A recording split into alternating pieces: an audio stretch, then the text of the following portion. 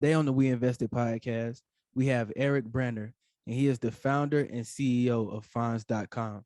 Eric, how are you doing today? I'm so good. I'm so glad to be here. Thanks. Yes, sir. Yes, sir.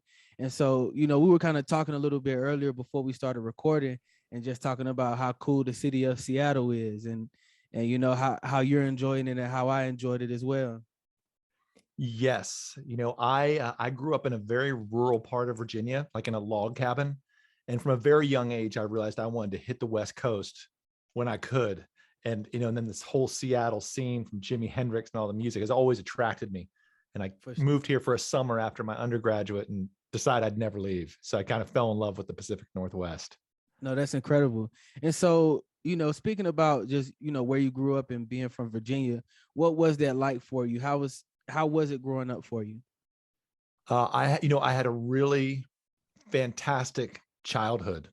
I grew up in a really rural spot. My dad was a serial entrepreneur, and my grandfather was a concert classical pianist and a music teacher, right, and a band director. So I grew up as an artist in a family that really valued business, and I got to see my dad succeed and fail many times, which was great.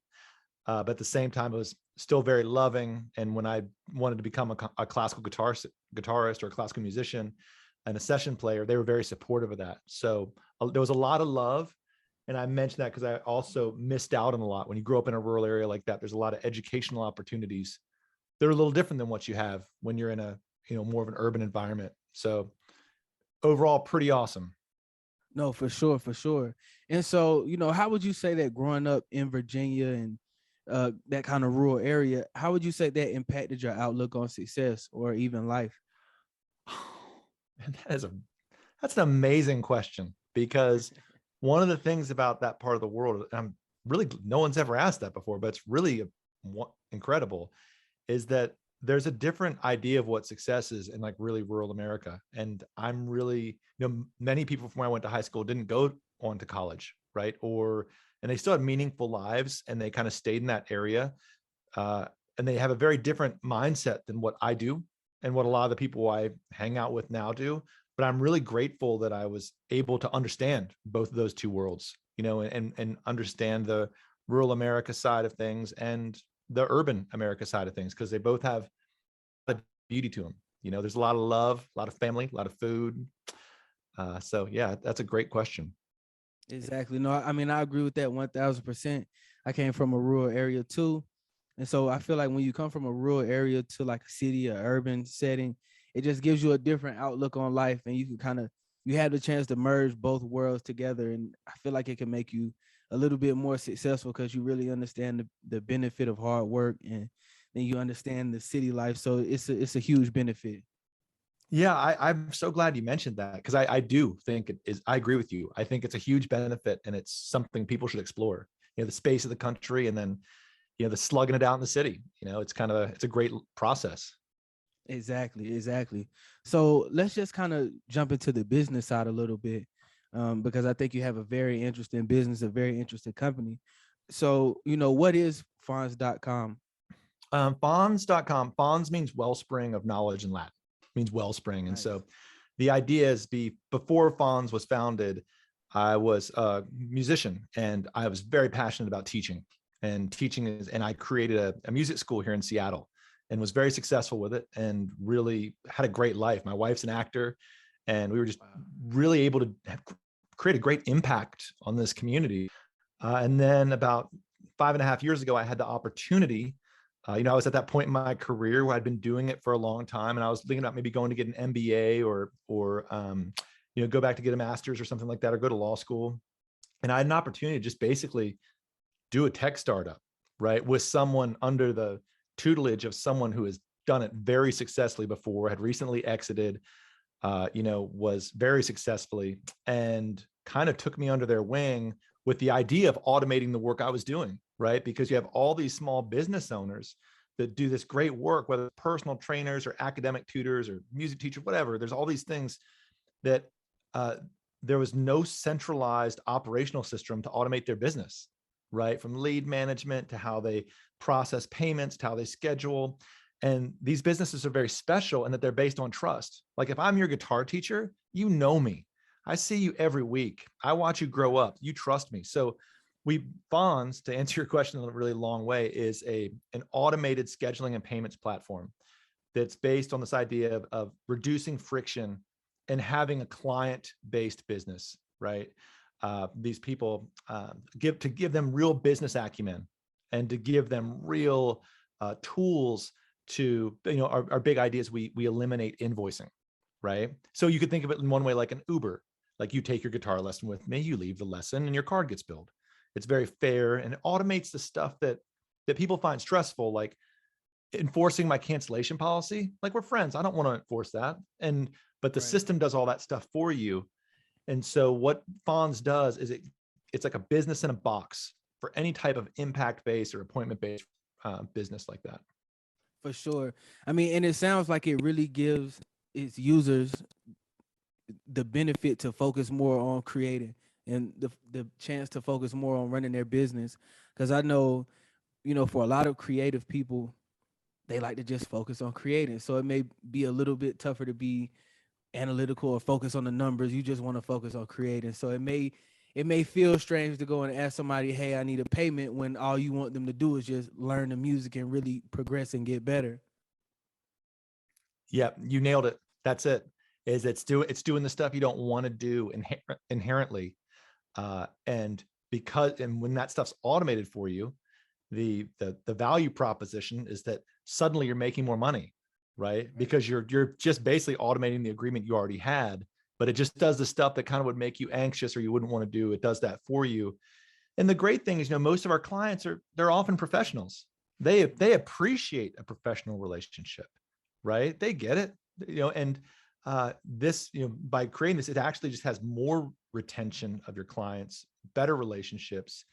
So it's work we feel really good about, right? And we just had our first month of so we had 20,000 appointments go through the platform this month, which is kind of a milestone for us. And we did over $1 million in transactions on the platform, which we're really stoked about. It was kind of just a great February 1st to wake up and see that.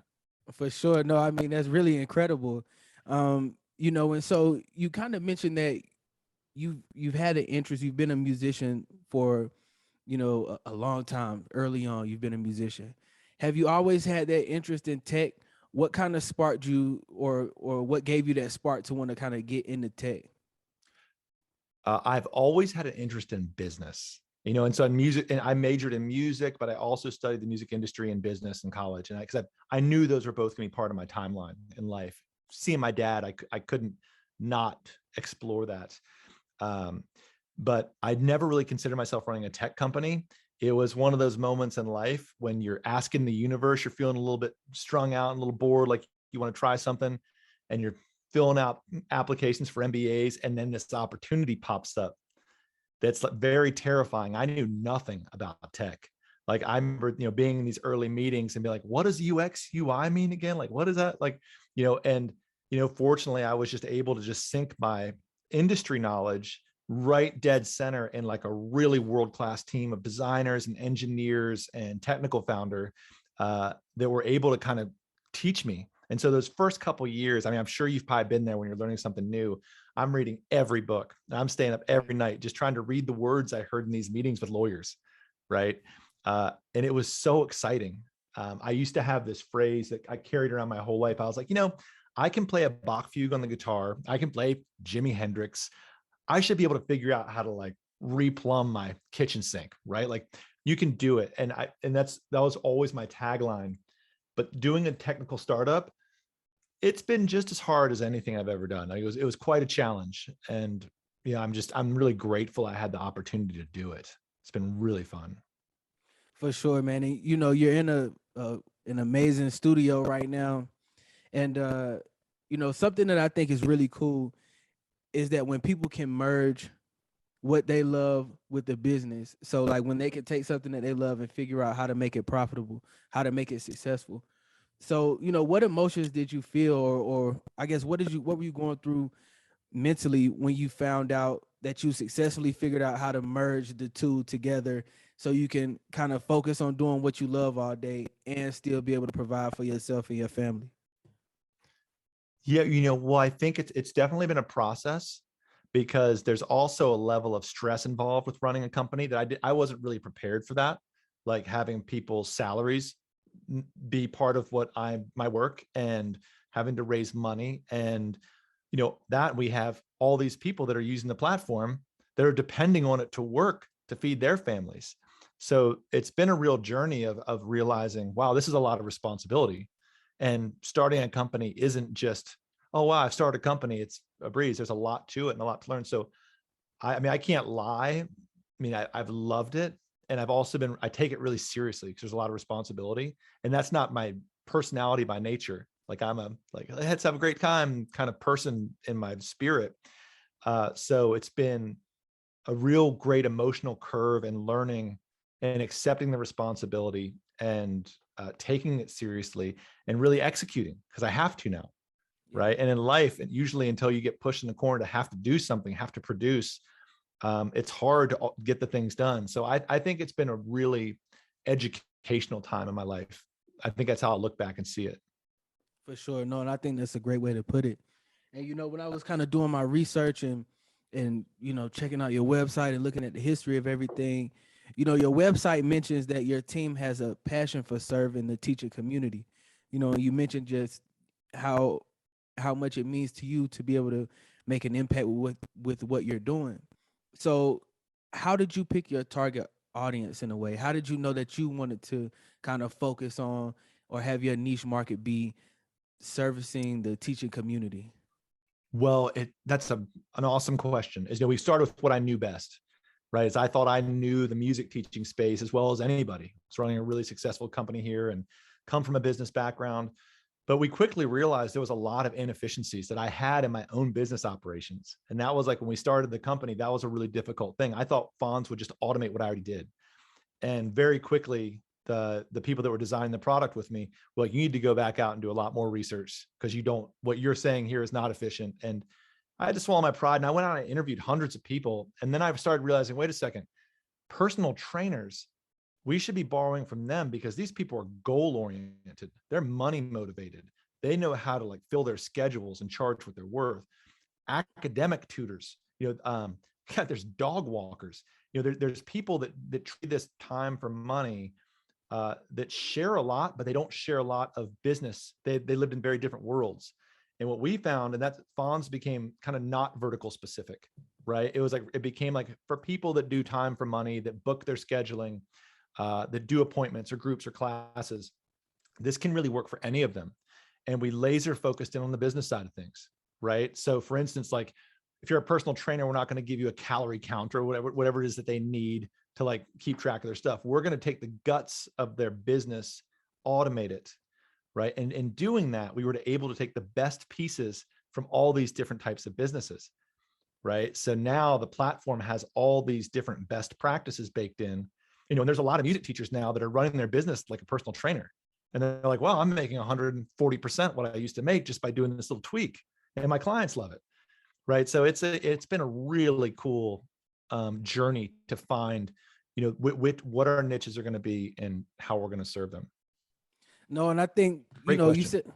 you said something really important though, is just you were able to kind of take a step back and interview hundreds of people to get closer or to learn exactly what it is that you wanted to learn. And I think that's a really important process in running a business too. It's not just starting out, oh, I have a business like you said, but taking the time to learn about it, taking the time to engulf yourself in what it is that you want to do. Yeah. And, and there's no time to have an ego, right? I think I came into it being really excited about the opportunity. And I very quickly learned that I had so much to learn, and that it was really the journey was going to be me giving 1,000% every day for the duration of the journey. Because right now we're experiencing a lot of really great positive growth, and it's so exciting, but it's just as hard or harder, right? Because now you've got more customers to take care of and you care about them. So it's like, how do we scale it in a way that's meaningful and still have the same customer experience? So, I mean, it's kind of the great thing about doing a startup. It's why they always say, don't do business, go into business with friends, right? Mm-hmm. But I would totally do a startup with a friend, because it's such a battle. Every day is just and things can go so south so quickly in a single day that it's, it forges pretty deep relationships with the people you work with. Like the people on our team, they feel like family, because you're going for a big dream together. And, so that's like another beautiful element to it. For sure. And so, you know, I guess the word startup is kind of a buzzword now. Like it sounds super cool. It's glamorized in media. It's like the coolest thing to do and to say you have like is a startup. But what are some of the things or what are some of the aspects of building a startup that stuck out to you or maybe even surprised you? Something that you didn't know or something that you just learned and it stuck with you throughout this entire journey? Yeah, I would say it's when you're building a startup from nothing or from an idea, is how important execution is. Like in life, we start a lot of things, right? New Year's resolutions or whatever. In a startup, you've got to execute. You've got to get, you got to get incorporated. You've got to push that stuff through. You've got to get your legal affairs in order. You've got to have money in the bank. You got to build a team, right? So in doing that, you're going to make a lot of mistakes, right? And I'm just, I had people watching out over me those first couple of years. And they were wise enough to let me make mistakes and feel the pain from it, right? Because that's good mentorship, right? So it's a lot of sleepless nights, but so I think that's the deal, is that you learn. You've got to be very quick. You've got to make decisions. You've got to fail. You've got to make decisions that are going to be wrong. And I think that's the thing that I've learned the most, is how to make a quick decision and then live with it. Right. And then be like, oh, that was a mistake, and learn how to, you can't have pride. You have to apologize or admit you're wrong, a lot more than I had in my entire previous life put together. Right. So I think it's also something that was really helpful. Being a creative, being an artist, and then moving into the space, it allowed my mind to mold through those different moments and to picture creative outcomes and to, envision what could happen. So it definitely takes everything. So like doing it, like when someone walks up to you and says, "Oh my gosh, Wesley, I've got this great idea for an app," right? You're like, "Yes, that is awesome." It is really hard and really expensive to get 500 users on an app, right? Mm-hmm. And so, not that you can't do it, but the reality is there's so much execution between those 2 points of ideation. And that's why if people are listening and you're thinking about doing a technology or a startup or whatever, it's like, definitely go for it, but don't be afraid to tell people about your idea, right? Because the reality is it's so hard putting it out in the world and telling people about it. It's still going to be hard for anybody else who hears the idea. And, the best thing you can do is just start doing it and get ahead. That'll be my encouragement. For sure. No, I mean, and there's definitely some great words of encouragement and some great advice, is to talk about your dreams and kind of speaking into existence. But, a little earlier you mentioned that, this month the company experienced, substantial growth. You had 20,000 appointments booked. You made a certain dollar amount for the month. I mean, it's incredible. So, how did you focus on expanding your company? Like, what were some of the, I don't want to say tactics, but what were some of the ideas that you had in mind to get that growth and experience that growth? Yeah, well, we've created a pretty, what I think is a really effective marketing flywheel. Are you familiar with that term of the marketing flywheel? Mm-hmm. Like all these different pieces we're putting together that take a lot to get off the ground. And I learned pretty quickly that my skill is in building community. And then, for years, I'm on the customer success. Like I talk to customers all the time. I know hundreds of people that are using our app, right? I follow their businesses. I follow their success. That's the joy to me of doing it. So at the center of our strategy is a real long tail thing. I have this group called Fons family, where we basically just have these great providers from all over that share advice, because none of us are competing with each other. This is like the neat thing. Like, if I'm a personal trainer and you're an academic tutor, you succeeding and me succeeding they go together. So this strange realm we're all working in. I mean, if I'm a music teacher here in West Seattle, there's a guitar teacher like 10 blocks away from me. We're both packed, right? Right. we say, it's like, there's no competition.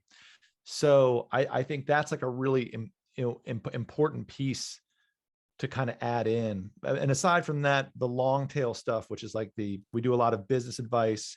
My mission as a human being has been to elevate. And this is something that I thought would be really cool to share, is that traditionally people that do this type of work, they don't value themselves, right? They don't feel comfortable saying, I deserve to make this much an hour. I don't deserve to make a really great living, because they're used to being artists.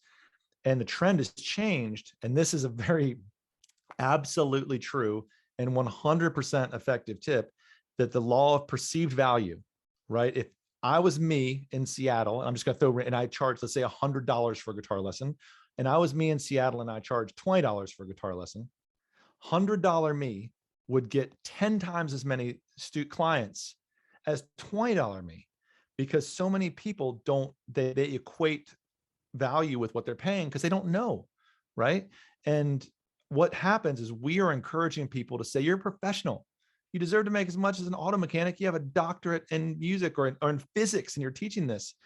And that's their marketing strategy, right? So we pass that on to them and share these business tips. And what's fueling our growth now is that our customers are becoming so successful, right? They're breaking six figures. They're living great lives. We had this great customer, a young piano teacher from Seattle, that wrote this letter about she was in her first house. And I mean, this story drives me nuts. She bought a house in Seattle, and you know what that's like, man. And she was like, I can't believe I bought a house because I downloaded this app and I listened to Eric tell me to double my rates.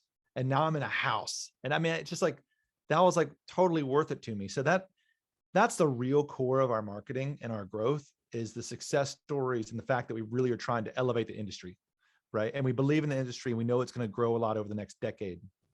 But then we also, of course, do like PPC and Google Ads and different things to kind of help fuel that.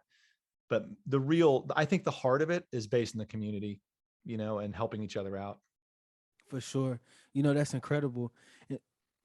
But I guess a question that I have is, how was it for you personally making that transition from artist to creative to now founder and CEO of Fons?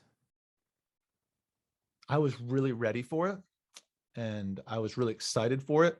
I wanted it very badly.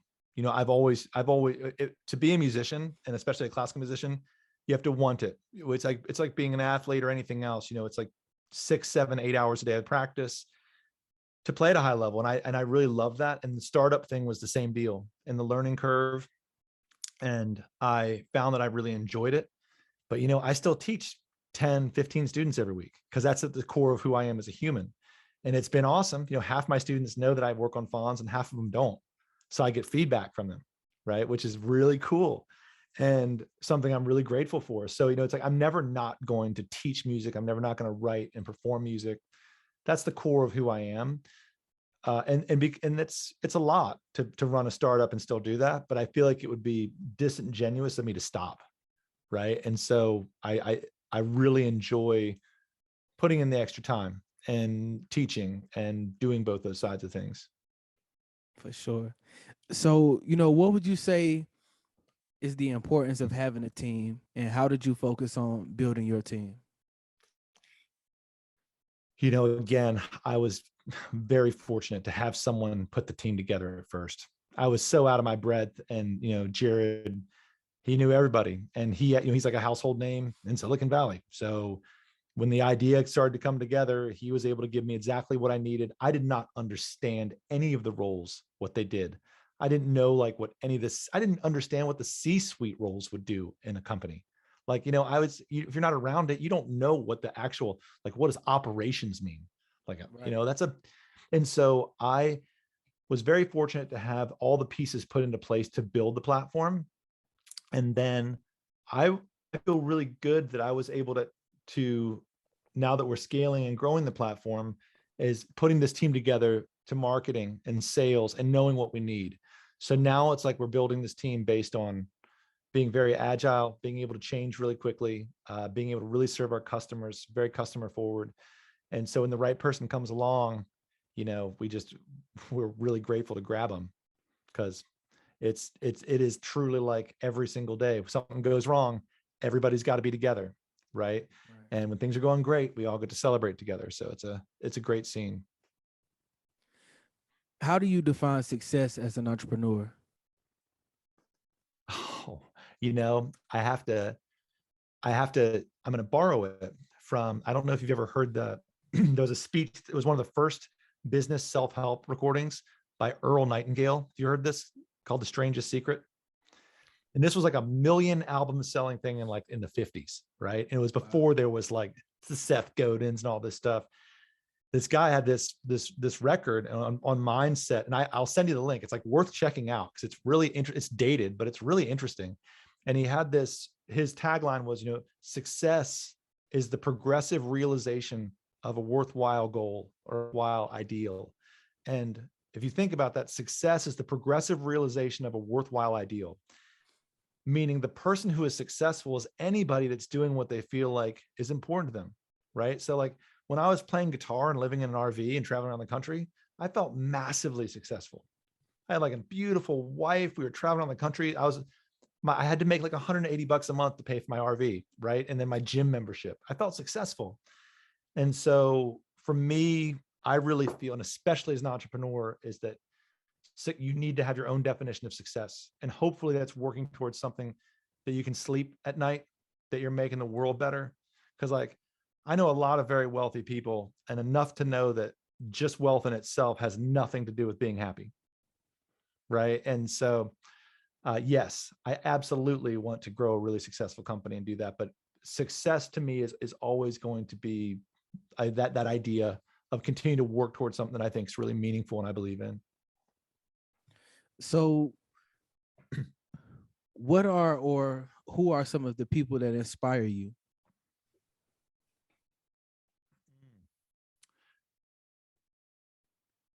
In like are you talking maybe in a professional context or more just like life?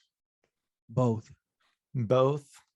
I love to, I'm really inspired by art, and beauty. That's like the honest truth is I've always been really into, Jimi Hendrix inspires me, as like we talked about that earlier before, because, and Jimi Hendrix and Bach, they had this really similar through line that is really interesting, is that they both, in Bach's time, he wrote music to glorify God, meaning he only wrote for like a higher power. And that is what fueled him to be able to create this body of work. And if you ever listen to Jimi Hendrix talk about creating music, like he wasn't making it for himself, that he was doing, and they had the exact same attitude. And it's like that, Bruce Lee, another Seattleite, authentic expression. I'm really, I'm really motivated by people that express themselves authentically, have huge hearts, civil rights leaders, Gandhi, MLK. I'm really interested. I love to read. I love I'm into the Roman philosophers. I enjoy those a lot too. So get pretty much all over the place, but I also have a really great family with a lot of love. So I get a lot of inspiration from that. A lot of from my parents and my kids and my wife. Great community of friends. So I feel a lot of inspiration from the world. What would you say is the most important reason for your success? I don't know. That's a great question. It depends what I measure for my success, but I think that love is like to be honest, as cheesy as it might sound, is that I've been really lucky in having great relationships. That's why this company exists. And that's why we've built it. Caring about other people's success, trying to model that to my kids has been really important to me. And kind of, it makes it somewhat personal, but it's the truth. Those are the things that, because our company is still young, right? We don't know what's going to happen with it. I know I've learned a lot from it and it's a great ride, but it'll be interesting to see if we talk again in a couple of years where it'll be or what I'll be doing. But right now I count my successes as the relationships and the friendships and the opportunity to do this crazy stuff, right? Like to be able to have a chance to run something like this. Really grateful for that. So, how would you like for people to remember you and your company? These questions are really good. I I would like people to just remember that I'd like people to just to know that how invested we were in our customers, and that like that I stay up at night worrying about it every night, that like it's not just and I think we convey that, that I really believe in their work, and I would hope people to think we're authentic, right? And that we're, obviously trying to become a profitable company. We're trying to change how an entire industry is working and how they do business, that's our challenge, is they're not used to this. So I'd like to be considered a visionary in this field as someone that has changed it. And I think that we're doing and having that impact there, because there is an ego to it. It sounds really cool to be like, oh, I'm someone that got a lot of people to go from making 40K a year to 120K a year. And if I have some little piece of that, that feels really good, So there's definitely an element to that, but that's a great question. For sure. And so, what does the future of Fons look like to you? I would hope that the future of Fons will, as it's growing, is to be at the center of people respecting this type of work more, right? And that's what I hope for the future as it grows, as it gets bigger, as we keep attracting more and more people that are really good at this work, is that people equate the name of Fons, right, with professionals, right, and people that are worthy of, making great livings. And because I think our future, if we're going to make it through this thing, education is pretty key. Self-improvement's key. Like what you do, teaching people how to take care of themselves. Like people need to invest in that, and because that's what will make people happy and be good to each other. So I would love for Fons to be remembered for that, that social element of what we've worked on. Eric, thank you so much for your time today, man. I really enjoyed talking to you, and I feel like, man, we have a lot in common. I feel like we think the same on a lot of things. But before I let you go, at the end of every podcast, we like to play a rapid fire question game where I ask you 3 questions. So if you're willing to play, I'll go ahead and get started. Oh, you know it. Oh, yeah, I'd love that. And hey, and thank you so much for having me. I've enjoyed your questions and getting to know you a little bit. It's been really fun. So I look forward to more of it. That's incredible. Thank you. So, okay, question number 1. Where's your favorite place to travel?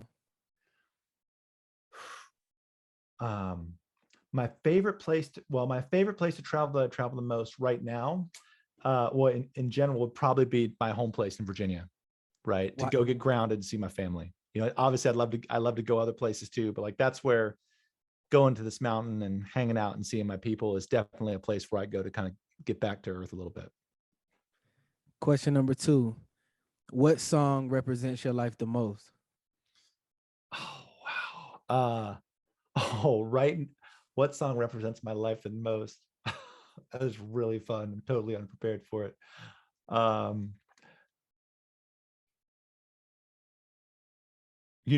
Probably right now, what I listen to, my jam, is Your Hand in Mine by Explosions in the Sky, which was the theme song to Friday Night Lights. If you haven't seen it, and it's like a banger that just makes your mind explode. Yeah. So I would say that's I'd say that's my current like soundtrack to my existence. Great choice. And look, man, my final question. What's an amazing thing that you did that no one was around to see? Oh, an amazing thing I did that no one was around to see.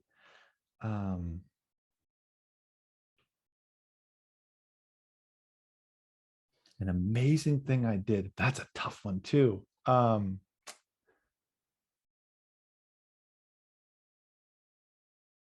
Well, I've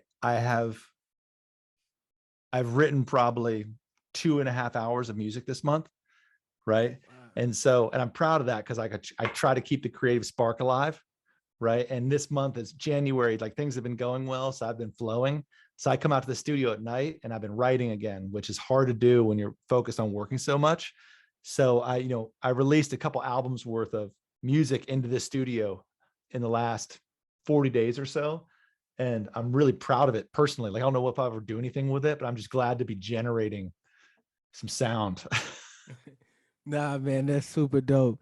Eric, thank you so much for your time, man. I really enjoyed this interview and I've definitely learned a lot. Oh yeah, thank you so much for having me. It's been awesome. Yes, sir. And before we go, can you let the people know where they can find you on social media and on the internet and everywhere? Oh, sure. Yeah. Well, if you, Fons.com is our website. I like Twitter a lot to connect with people. I'm on LinkedIn at Eric Branner, but I'm also on Twitter at Eric Branner. That's, which is a great resource for starting companies and founders. I'm sure you probably know. Yeah, that's where we are. And if anybody would like to check out our group, it's on Facebook. It's called Fons Family, and that's our business support group that I encourage anybody listening to check out. They're welcome to join. You don't have to use Fons or anything, but it's just the vibe there is just all these small business owners helping each other with everything from marketing to advice and growth, and it's a really special scene. So I'd welcome anybody in your audience to check it out. That's incredible, man. Thanks, Eric. You're welcome. Thank you.